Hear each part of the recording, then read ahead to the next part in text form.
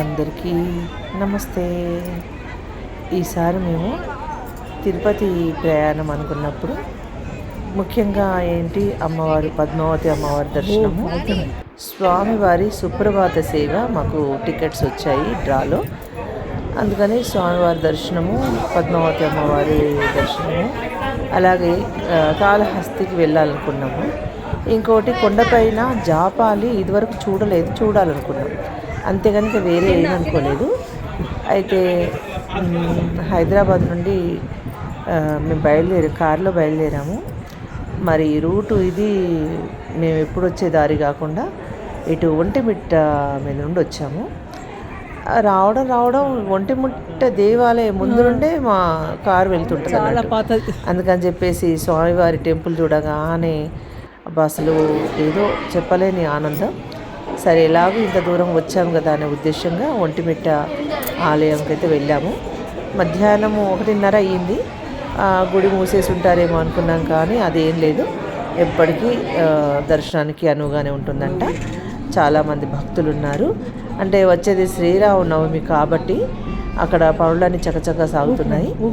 ఇక్కడ ఏంటంటే ఒంటిమిట్ట దేవాలయంలో ఇక్కడ దగ్గర ఒక ఊరు, ఆ ఊరిలో మొత్తానికి స్వామివారి తలంబ్రాలకు మాత్రమే బియ్యం, వరి పండిస్తుంటారంట. వాటిని గోరితో తీసి తలంబ్రాలు తయారు చేస్తారంట. ఇక్కడి ప్రత్యేకత ఇది ఎప్పటి నుండో నేను వింటున్నాను. కాకపోతే చూడడం ఒక 2-3 సంవత్సరాల క్రితం ఒకసారి వచ్చాము, ఇది రెండోసారి. ఇంకొకటి ఏంటంటే ఇక్కడ స్వామివారికి అంటే రాముల వారికి హనుమంతుల వారి పరిచయం అవ్వలేదన్నట్టు. అంటే ఇంకా అరణ్య ప్రవేశం జరగలేదు. అందుకని ఇక్కడ ఏంటంటే శ్రీరాముడు, సీతమ్మ తల్లి, లక్ష్మణుడు అంతవరకే ఉంటారు. ఇక్కడ హనుమంతుడు ఉండరు. మనం మామూలుగా ఏ గుడిలో అయినా ఎక్కడైనా కూడా శ్రీరాముడు ఉన్నాడు అంటే హనుమంతుడు ఉన్నాడు అంటే శ్రీరాముడు, అంతే కదా. కాకపోతే ఇక్కడ హనుమంతుడు లేని శ్రీరాముడు అన్నట్టు. ఇది ఒకటి మనం గుర్తుపెట్టుకోవాలి. ఇది 1000 సంవత్సరాల క్రితం టెంపుల్ అంట. అలాగే ఇక్కడ ప్రతిష్ఠించిన ఈ సీతారాముల లక్ష్మణుల విగ్రహాలు జాంబవంతుడు ప్రతిష్ఠించాడంట. ఇదొక ప్రత్యేకత. శ్రీరామనవమికి ఇక్కడ చాలా వైభవంగా ఇసుక వేస్తే రాలనంత జనంతో కళ్యాణం జరుగుతుంది. ఇది తప్పకుండా చూడదగ్గటువంటి ప్రదేశము, పుణ్యస్థలం. ఓకేనా. ఇక్కడ ఇంకా ముందట పుష్కరిణి ఉంది, అన్న ప్రసాదాలు ఉన్నాయి. అంటే మనము మధ్యాహ్నం భోజనం కూడా చేయొచ్చు. పిలుస్తున్నారు. మేము దర్శనం చేసుకొని బయటకు వచ్చేసరికి అక్కడ భోజనానికి రండి అని పిలుస్తున్నారు. మేము వెళ్ళలేదనుకోండి, ఎందుకు మళ్ళీ మనం తిరుపతి రావాలి అనే ఉద్దేశంగా అక్కడ అంటే ఇది మేము ప్లాన్ చేసుకోలేదు. మేము ఇక్కడికి వస్తామని ఏమాత్రం అనుకోలేదు. అసలు ఐడియా లేదు మాకు. ముఖ్యంగా ఏదైతేనేమి అనుకోకుండా మాకు ఈ స్వామివారి దర్శనం అయింది. ఈ టెంపుల్ మాత్రము చాలా బాగుంటుందండి. చాలా అంటే చాలా బాగుంటుంది. కన్నుల పండుగగా ఉంటుంది. ఇంకా ఇది తిరుపతి టీటీడీ వాళ్ళు ఈ మధ్య దత్తత అనేది అంటే డెవలప్మెంట్ చేస్తున్నారంట. అంటే ఇంకా చెయ్యాలి. ముఖ్యంగా విపరీతంగా ఎండ అయితే ఉంది. కాకపోతే మనం నడవడానికి చక్కగా కార్పెట్లు అవి పరిచి వాటిపైన నీళ్ళు చల్లి పెట్టారు. ఏమి ఇబ్బంది అయితే కలగలేదు. మంచిగా దర్శనం చేసుకున్నాము.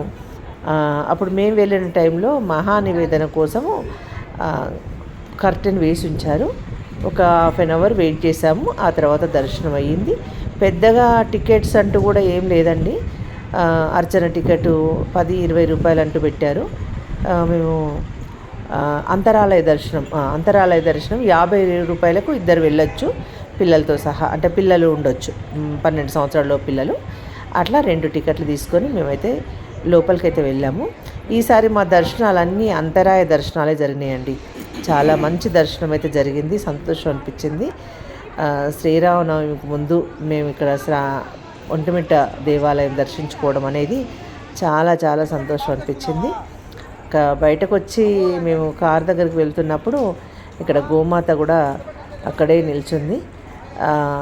కొంతమంది మీకు ప్రదక్షిణలు అయితే చేసుకున్నారు. ఇంకా మేము అప్పటికి చెప్పులు వేసుకుని ఉన్నామనే ఉద్దేశంగా ఆ దండం పెట్టుకొని చక్కగా కార్లో కూర్చొని వెళ్ళొచ్చాము. అమ్మవారు గోమాత చాలా నిశ్శబ్దంగా అందరికీ భక్తులకి దర్శనం అయితే ఇచ్చింది.